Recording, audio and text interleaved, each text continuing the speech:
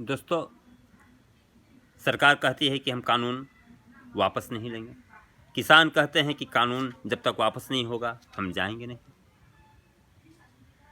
यह स्पष्ट हो कर दिया है किसान। आंदोलन बढ़ते जा रहा है और सरकार इस पर अड़ी हुई है कि हम वापस नहीं लेंगे कानून।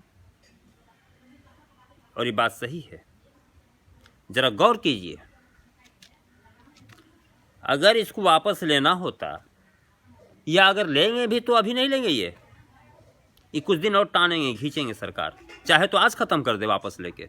लेकिन नहीं, किसी ना किसी बहाना इनको मालूम है कि कुछ दिन और ये जो रोड पर रहेंगे किसान घर बार छोड़ के, तो नुकसान तो है ना आर्थिक रूप से।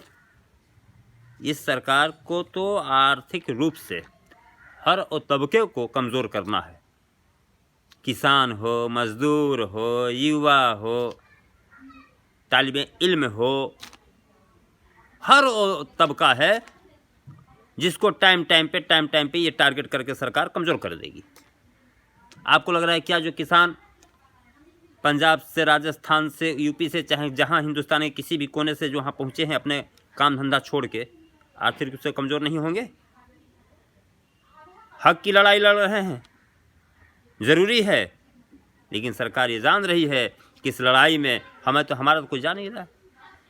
सरकार को जा रहा है, सरकार का, हिंदुस्तान का जा रहा है, लेकिन सरकार में बैठे मंत्री और ओहदेदार का नहीं जा रहा है। उसका सैलरी उसको मिलेगा। और ये हमें और आपको समझना है। मैं कई चीज़ का खुलासा मैं सोचता हूँ करूँ, मैं देख रहा हूँ जो हमारे नज़र में आ रहा है। अभी 2-3 दिन पहले गोदी मीडिया के माध्यम से देखिए किस तरह से वो बयान दे रहा है। अभी एक वो क्या है, वो डीएनए करता है, वो गाहे बगाए खाली डीएनए नहीं करते रहता है। वो एक चैनल है, एक एंकर, वो पहले ही कह रहा है कि सरकार के साथ बैठक, किसानों के भ्रम दूर करने के लिए। इस पर ज़रा गौर कीजिए। मैंने पहले से वो कह रहा है जनता को, हिंदुस्तान के, कि किसान भ्रम में है। वो तय कर दिया, पहले ही तय कर दिया। तो ये एक सोचा समझा साजिश है जो गोदी मीडिया के माध्यम से, सोशल मीडिया में इनके आईटी सेल के माध्यम से जो मध्यवर्गीय लोग हैं उनके जहन में बात को डाल देना। जितने भी ये काम करते हैं, जितने भी, अभी किसान का आंदोलन चल रहा है, सबसे कमज़ोर तरीका से उन्होंने बिल पास किया, कानून बनाया, राज्यसभा में बिल पास किया, और पहले से हल्ला कर रहे हैं किसानों का फ़ायदा। गरीब को परेशान करेंगे, योजना बनाएंगे, कहें गरीब को फ़ायदा। युवा को बेरोजगार कर देंगे, कहें पकौड़ा बेचो। इधर आपको भाषण में लगेगा कि नहीं, युवा के लिए बहुत कुछ कर रहे हैं। इसमें हो क्या रहा है? 2 लाख 4 लाख का सूट पहन के घूमने वाले जब किसानों का हमदर्द बनने लगे और कहने लगे कि हम गरीब किसान हैं, तब हमको समझ जाना चाहिए था कि हम धोखे में जा रहे हैं। आपने क्या किया? 6 साल में पूरा दुनिया घूम रहे हैं, पूरा दुनिया घूम। कैसे संभव था? ये तभी संभव है जब हिंदुस्तान की इतनी बड़ी आबादी को हिंदू मुसलमान में उलझाए रखे, गरीबी में उलझाए रखे, बेरोजगार बनाए रखें।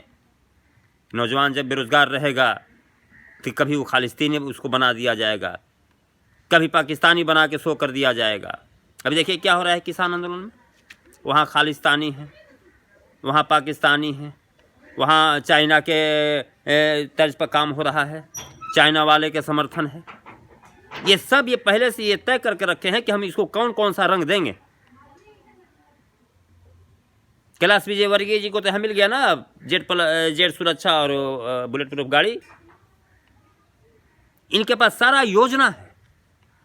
उत्तर प्रदेश में देखिए योगी जी खाली वो लब जहाज पे पिछला बार बना है कानून, अब अपना काम हो रहा है, वहाँ पर चल रहा है बहुत ज़ोर से।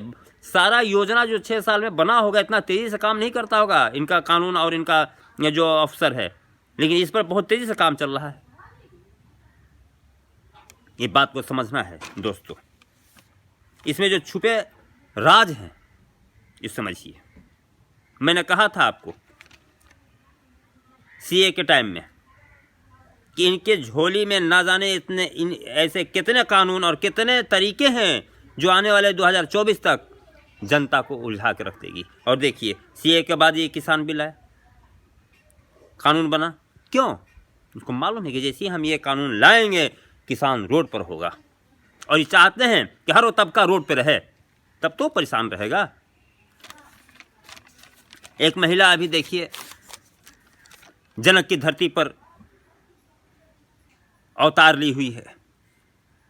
कई बार आपने पिछले बार भी देखा होगा, जाफराबाद बनाने पर अभी 17 तारीख को अगर किसान नहीं हटा तो जाफराबाद बना देगी, और इसका जिम्मेवार होगा केंद्र सरकार, राज्य सरकार। मैंने खुला चैलेंज दे रही है। और आप भारतीय जनता पार्टी के जो प्रवक्ता कहते हैं कि 303 एमपी है हमारे सांसद में, तो शर्म आना चाहिए तुम लोग से प्रवक्ता को कि 303 एमपी हो, फिर भी सरकार को कोई चैलेंज कर रहा है, संविधान को चैलेंज कर रहा है कि हम समझ लेंगे। कमिश्नर के सामने कोई तुम्हारा नेता कहता है कि हम समझ लेंगे, तब भी शर्म नहीं आता।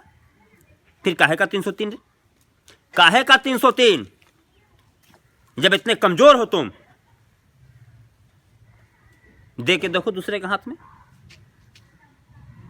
ये मनमोहन जी के टाइम जब प्रधानमंत्री थे तो 10 बस्ता ऐसे खड़ा रहता था, लोग व्यापारी जानता है कि हम कितना भी पैसा वाले हैं, लेकिन एक हिंदुस्तान का प्राइम मिनिस्टर से हम मिल रहे हैं।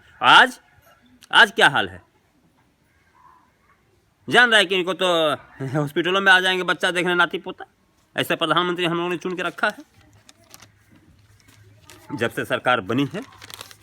और ये टुकड़े टुकड़े गैंग जो आप देख रहे हैं ना, बार बार मीडिया के जरिए इसको फैलाया जाता है, टुकड़े टुकड़े गैंग। असल में टुकड़े टुकड़े गैंग, छोटे छोटे टुकड़े टुकड़े गैंग इन्होंने बना के रखा है, और आज से नहीं 20-25 साल से इनका चल रहा है। ये टुकड़ा टुकड़ा गैंग है।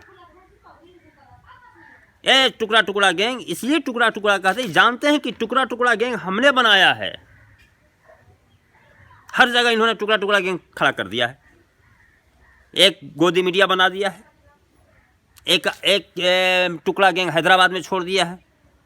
आदमी को पता चल रहा है कि ये दूसरा है, लेकिन है इन्हीं का आदमी। वो भी एक टुकड़ा टुकड़ा गैंग है, और आदमी का दिमाग में है कि जेएनयू को बोल रहा है लोग। असल में टुकड़ा टुकड़ा गैंग ये सारा क्या है? रागिनी तिवारी कौन है? कपिल मिश्रा कौन है? ये सब टुकड़ा टुकड़ा गैंग है। रघुवर जी के जो सरकार था झारखंड में, देखिए कैसे टुकड़ा टुकड़ा गैंग काम कर रहा था। लिंचिंग पर लिंचिंग, लिंचिंग पर लिंचिंग। आज कहाँ गए भैया? कहाँ चले गए तुम लोग? नहीं है, इसी धरती पर, इसी झारखंड में सब है, लेकिन उसको मालूम है कि हमने सरकार वो नहीं है, सरकार बदल गई है, अब खैर नहीं है, नहीं चलने वाला है। इसीलिए मैं कहता हूँ सरकार बदलिए। अभी देखिए टुकड़ा टुकड़ा गैंग बंगाल में लगा हुआ है, इधर किसान आंदोलन छिड़ा हुआ है। इसलिए जान रहे अभी कुछ समझौता नहीं करेंगे, जाने कि किसान सड़कों पे रहे, मीडिया इधर दिखाते रहे, हम बंगाल में टुकड़ा टुकड़ा गैंग खड़ा करके काम करते। अभी देखिए हमला हुआ, क्या हुआ, जांच हुआ कि नहीं? उसके पहले अब कैलाश विजयवर्गीय को मिल गया, जेट सुरक्षा हो गया, बुलेट प्रूफ गाड़ी हो गया। आप बोलिए जहर उगलिए, आप सुरक्षित हो गया। अब जहर उगलिए, तमाशा कीजिए, उधर सवैसी साहब आ जाएंगे हैदराबाद से। हम बंगाल को जाएगा, हम उधर अपना संविधान हमको हक देता है, हम अपना लड़ेगा, मैं किसी का नहीं है। बहुत दिनों से मुसलमान दूसरे को ऊपर निर्भर रहता था, आज अपना ताकत बनाएगा। मुसलमान की ताकत आप बन रहे हैं। अरे आप अपना ताकत बना रहे हैं, और भारतीय जनता पार्टी की ताकत आपका भी नहीं बन रहा है। आप तो जान रहे हैं कि 4 से 14 हो, बिहार में 4 आ गया, 5 आ गया, ना 14 होगा ना 15 होगा, इनको भी मालूम है। सबसे ज़्यादा अगर आप देखिए मीडिया, गोदी मीडिया को भारतीय जनता पार्टी के अलावा इनको वैसे बहुत नज़र आते हैं। जब देखिए तो 2 ठो इनका गोदी मीडिया पहुंचा हुआ है हैदराबाद में, मैकले किसी मौके पर। हाँ वैसे जी बोलिए तो क्या है, आप कम्युनल हैं कि सर्कुलर हैं, बस इसी पर चर्चा चलते रहता है। तब बात बढ़ेगी, बात बढ़ाना है ना। अब खुश हैं कि चल हमारा तो जयकार हो ही रहा है। गोदी मीडिया अपना काम बखूबी कर रही है, और संविधान सबको हक देता है जनाब। वैसी साहब ये तो बात सही है, संविधान खाने पीने का भी हक देता है। लेकिन गाहे बेगाहे आप चिल्लाते रह गए संसद में, लिंचिंग खत्म नहीं हुआ जब तक कि झारखंड में सरकार नहीं बदला। और बंगाल में हम पिछला बार गए थे, वहाँ के मुसलमान जागरूक हैं। हाँ कुछ प्रभावित आप करेंगे, ऐसी बात नहीं है। इसलिए कि मेन इलेक्शन के टाइम में कई उलमा को आगे करके कैसे कैसे बयान इमोशनल दिलवाते हैं। आपने देखा होगा अभी बिहार के इलेक्शन में।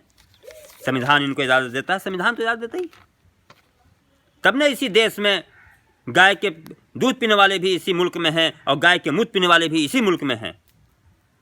आप रोकिएगा? नहीं रोकिएगा। पियो मूत्र, पियो तुम। जिसको मूत्र पीना है मूत्र पी रहा है, जिसको दूध पीना है दूध पी रहा है। संविधान उसको इजाज़त देता है।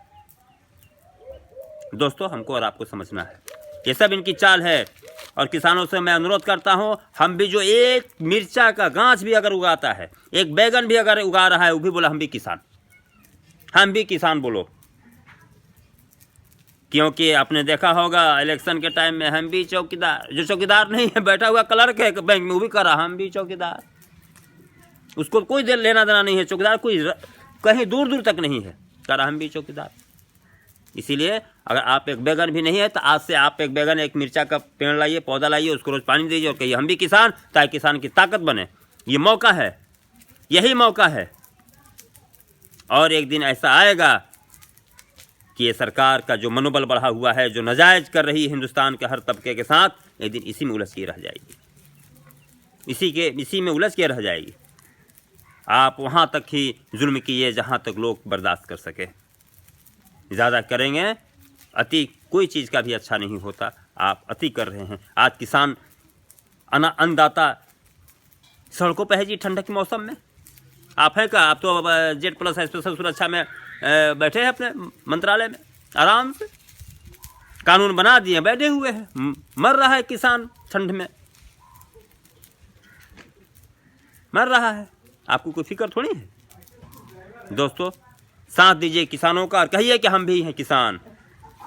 जय हिंद, जय भारत।